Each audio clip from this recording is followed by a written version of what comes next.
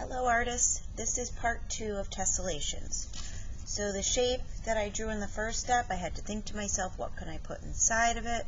Surprise, surprise, I made a Whitney whale. You can actually probably put whatever you want inside your shape once you get your shape.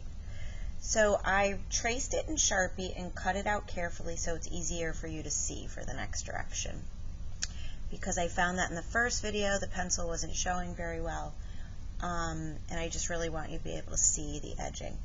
I do have to say I wasn't perfectly careful in cutting out my shapes so they don't line up perfectly, and I have a little trick for that. So when you begin your tracing, you have a few options. You're going to get a blank paper, carefully find a spot to start tracing your tessellation.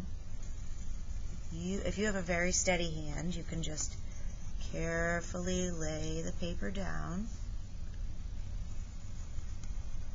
Now I always say if you lose your spot, you pick it up, oh no, you can actually just slide it right back where it was. That's one option. Okay, now I can finish tracing.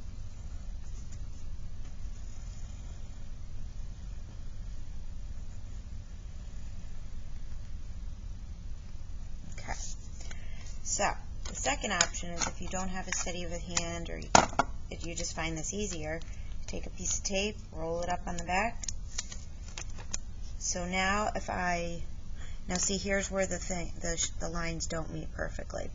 I'm not worrying about that. You see how they're slightly off?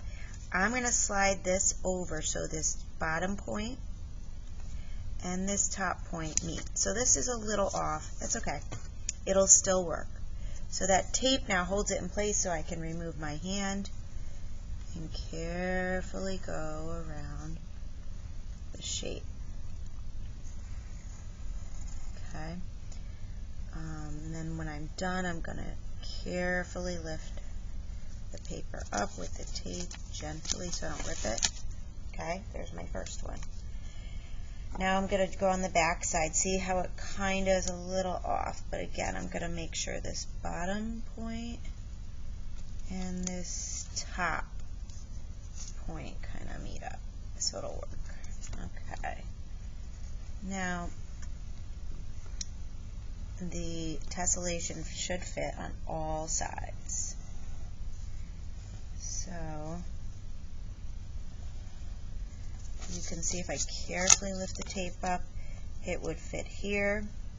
It would also fit here, so it fit on the top and bottom. I have one I worked on further. I didn't finish, but as you can see, I fit them all in the paper. And notice some of them are going off the edge. You should do that. So you don't want to leave like it here and have a bunch of empty space. You want it to look like it continues off the edge of the paper. And I traced it in Sharpie so you could see clearly. So now I have drawn one inside the shape. I would continue. I'd look at my initial drawing. I'd look at this. And I would start lightly sketching my Whitney whale multiple times. This will take some time. You want to make sure you're taking your time with this.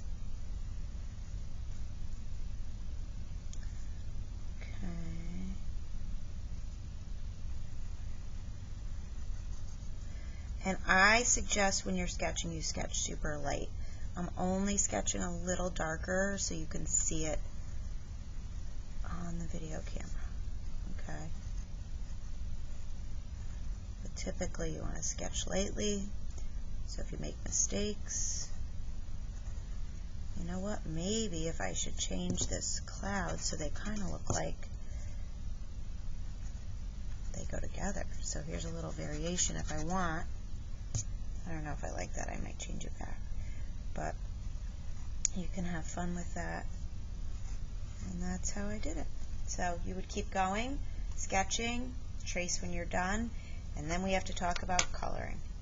All right, artists, that's all for today. Enjoy the rest of your day.